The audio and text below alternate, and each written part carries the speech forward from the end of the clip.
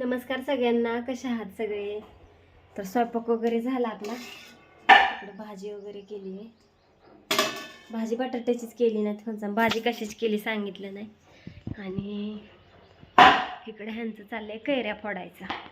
सकाळ सकाळ म्हणलं तुला कैऱ्या फोडून देतो आणि मग मला आराम करायचा आहे. त्यांना कंटाळा आलाय, 4-5 दिवस झाले मिस्त्री हे ते, परत कालचं हे.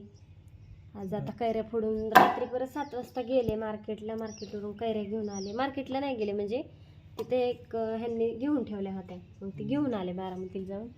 आणि आता फोडायचं काम चालू आहे. असं इकडे का 35 किलो कैरी आहे. जरा तब्येत ठीक नाही, जरा अशक्तपणा आला म्हणून म्हणलं जरा आराम करावा 2 दिवस.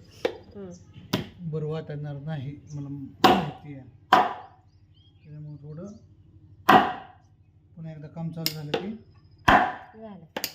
आजचा दिवस आहे तर मग आजचा नोंदीचा दिवस नाही, 2 दिवस घराला. बरं असं दे. चाललं कैऱ्या फोडायचं. तिकडे बटाटे वगैरे उकडायला घातलेले, इथं शाबू बटाटे चकली करायची. तिकडे अनुष्का देठ काढून देते हे ना, तरी चिवून आहे लुडबुड करायला. तिला माहितीच नाही अजून. हाय अजून बाकीचं काम आहे, कपडे वगैरे धुणं भांडी हे ते राहिलंय काम. इकडं आपलं जुन्या घरचं कपाट हे आणून लावलंय हो का.